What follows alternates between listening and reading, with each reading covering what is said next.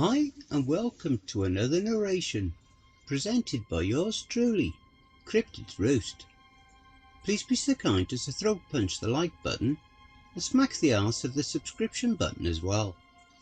And remember to chokehold that notification bell and then select all. That way you'll receive all notifications each time I upload a new video. And by subscribing you'll be the first to see all of our new spooky creepypasta stories.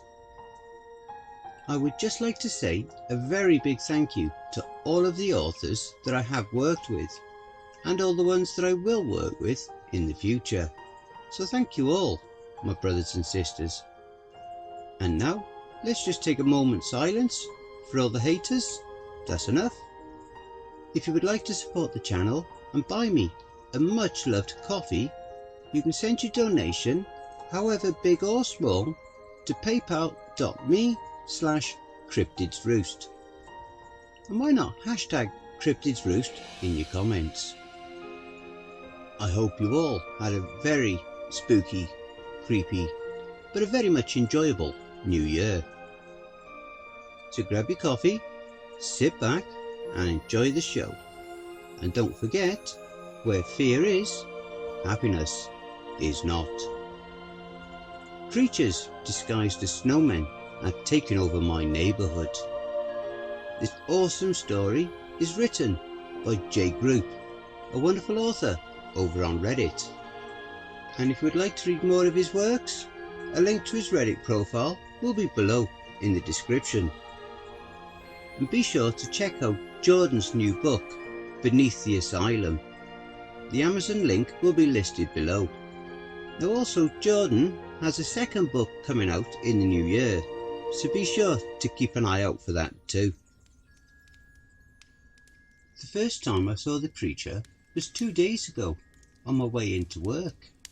It was early morning, around 6 AM, and I was driving down the street when I saw the strangest looking snowman I'd ever laid eyes on.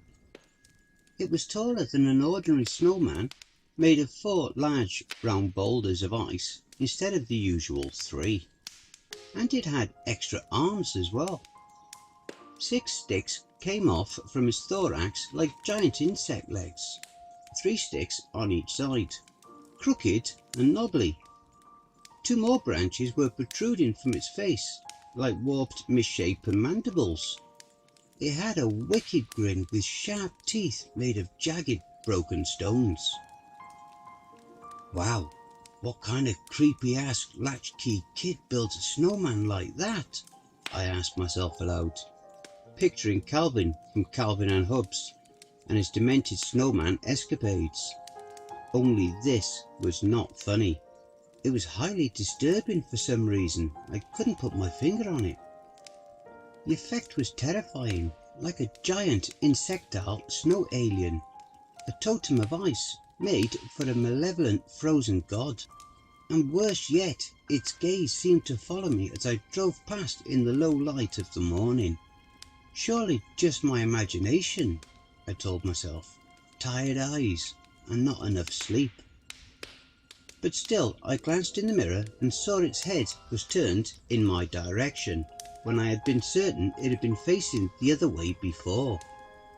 I shuddered involuntarily and continued driving, feeling like a dark cloud was following me for the rest of the day. On the way home I was pleasantly surprised to see the snowman had been taken down. I realised I had been holding my breath as I turned onto the street I lived on, as oddly afraid as I approached the house where the snow creature had been created. Maybe the kid's parents found the thing as creepy as I did, I thought to myself. Either way, I was glad to see it gone.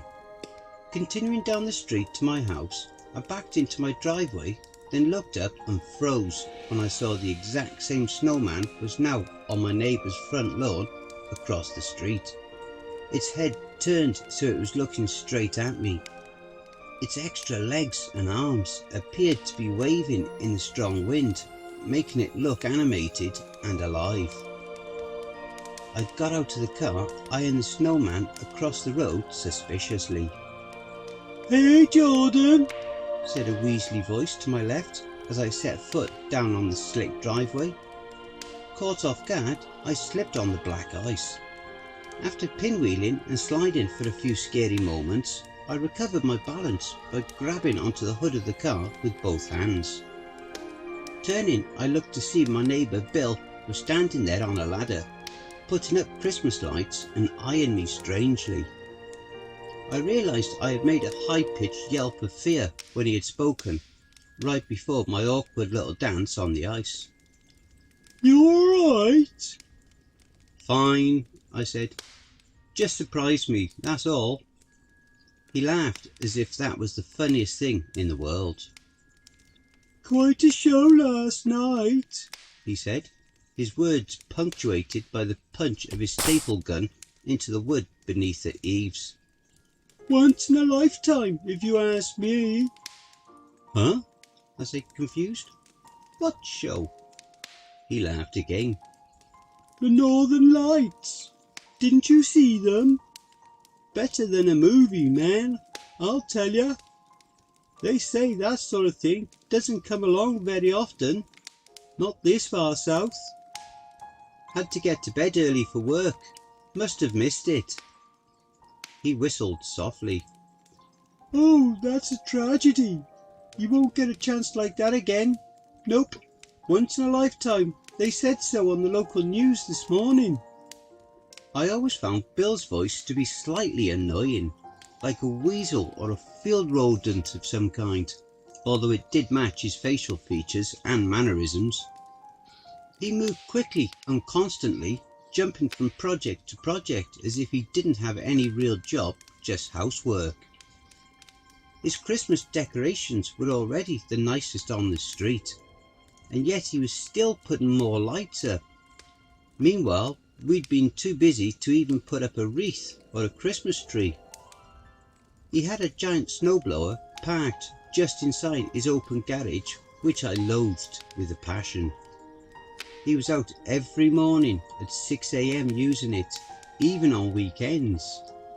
His driveway and sidewalk were always immaculate and free of snow. Ours was usually the opposite of that. "Hey Bill, do you see that snowman across the street?" I asked. He turned on the ladder just slightly to look over his shoulders, then went back to stapling. Thwack, thwack, thwack. "Yeah, it's a snowman. So?" "I could have sworn..."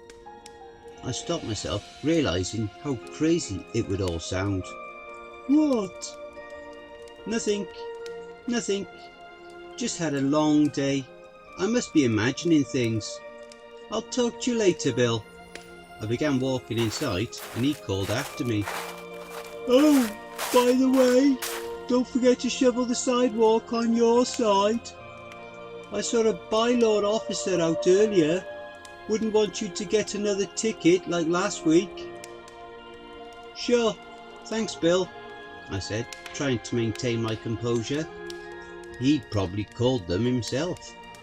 After a 12-hour shift, the last thing I wanted to do was to go back outside in the cold and shovel the icy walkway under his scrutinising gaze. Bill always acted friendly, but it was well known he resented most of the neighbours for various reasons and relentlessly gossiped about everyone. I went inside and found my wife was laying down in bed with a headache. She had left a note out saying she wasn't feeling well and I'd have to make my own dinner. After popping a frozen pizza in the oven, I went out to shovel the sidewalk, spreading salt on the driveway so that it would hopefully melt by morning. As I looked up from my work, I couldn't help but notice the snowman again. And was it closer this time? Yes, it almost certainly was. Almost at the street now, as if approaching me very slowly. I shook my head and finished with shoveling, then returned to the warmth of the indoors.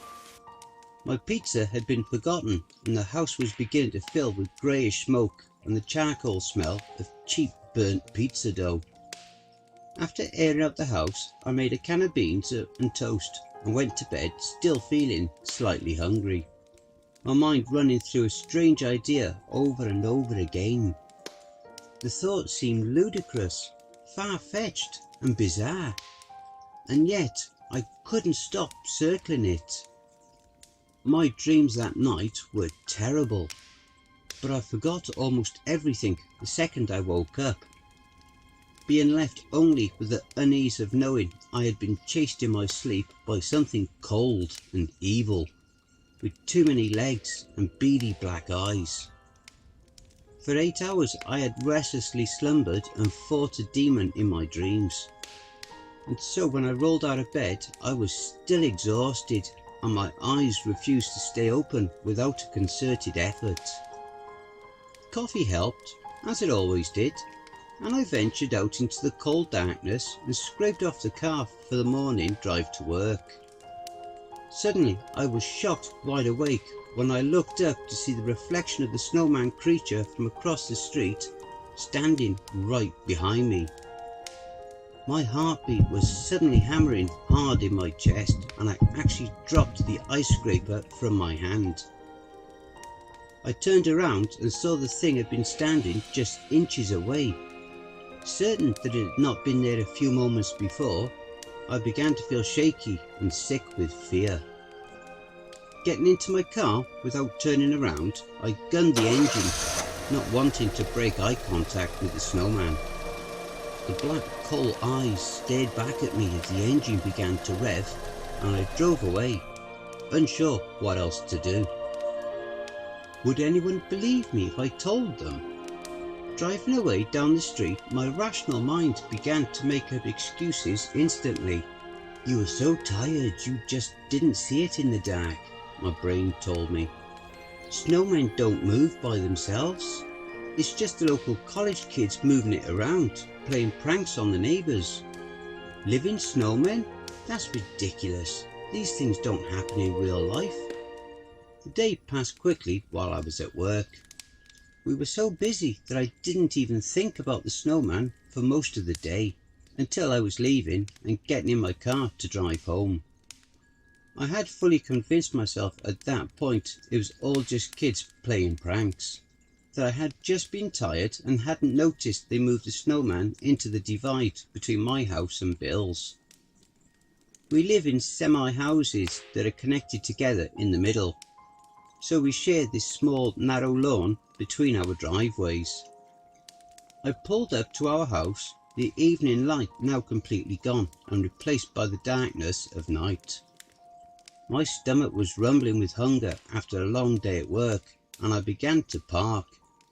Then I stopped in my tracks. The snowman had moved again. Now it was right in the driveway, blocking it so I couldn't park. It's just college kids, I told myself, and parked on the street instead. I walked back to the house feeling uneasy as the snowman glared at me, appraising me as I came closer.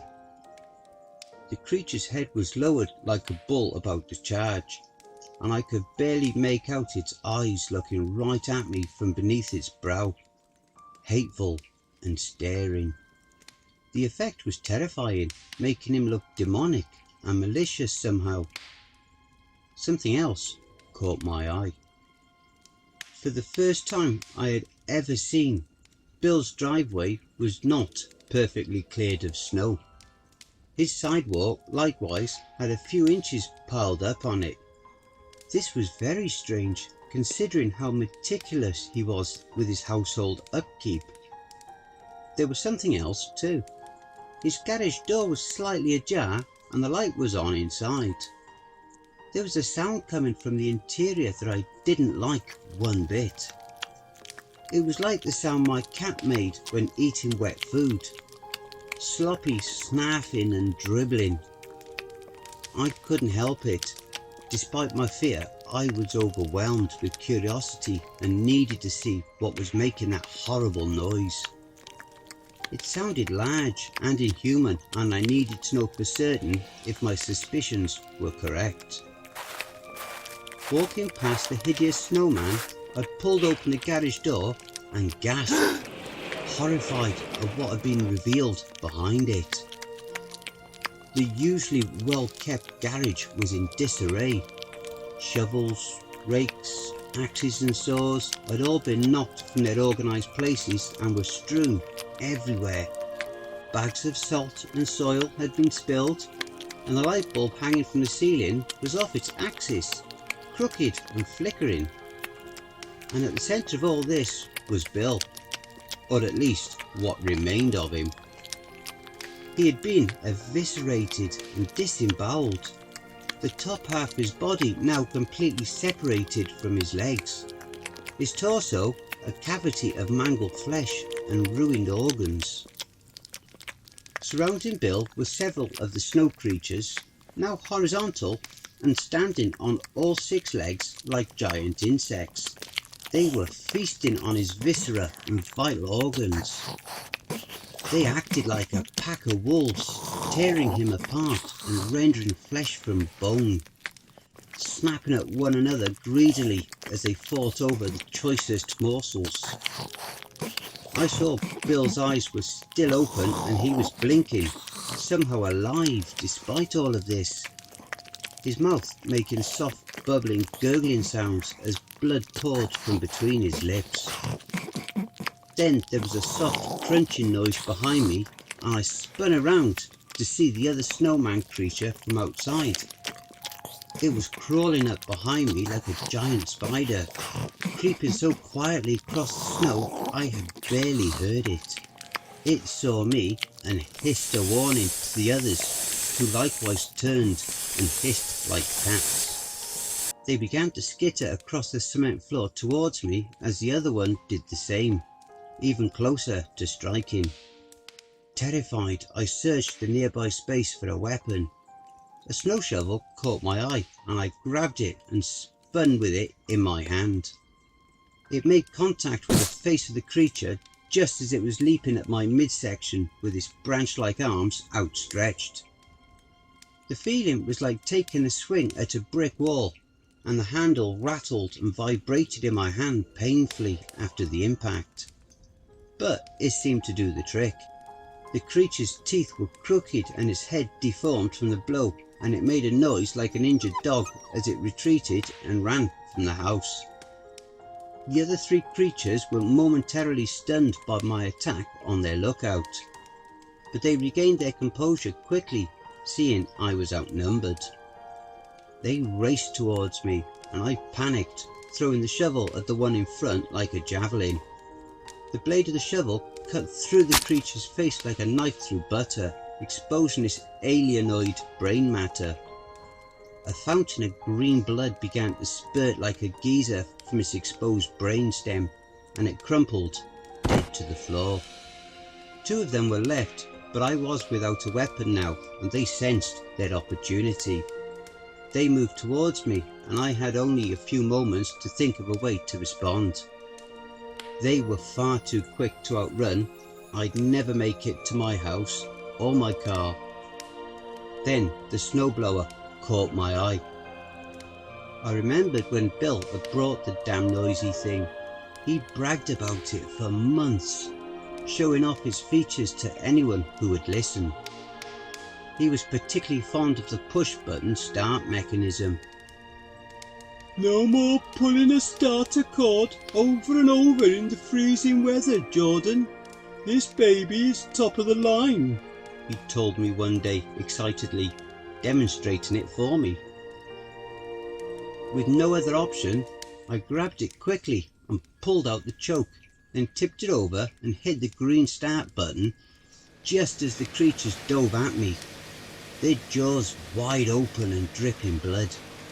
I wedged my feet beneath the base and lifted the snowblower up a few feet into the air with all my effort.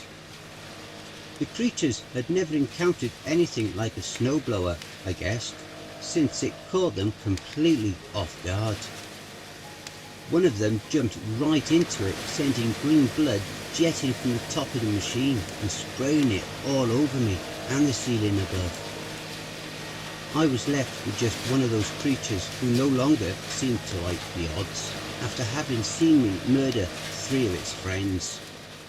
It escaped out of the garage door and I was left alone in the cold, breathing heavily and feeling utterly exhausted. Bill took one last shuddering breath himself and was completely still after that. I stumbled out of the garage, feeling like I'd fallen into another world. I looked around and saw I was alone. Trembling from fear and shaking from the cold, I was about to pull out the phone to call the police. But then I heard the soft crunching sound again. This time not just from one place, but from all around. Following the sound, I looked around to see not one, but dozens of the snowman creatures coming from all around, from every direction, drawn in by the calls of their injured comrades. They flooded the street. My house was blocked by one of them and more moved in from the other side, but the way to my car was still clear. I ran to it as fast as I could, opening the door and climbing inside quickly. I started it and peeled out to the parking spot just as they surrounded my car and began to hammer on the windows, their branch arms squealing and scraping across the glass. Fleeing the neighbourhood, I got to a safe spot and called for my wife. There was no answer. The local police weren't picking up either. I'm trying to send out my thoughts now, trying to figure out what to do next.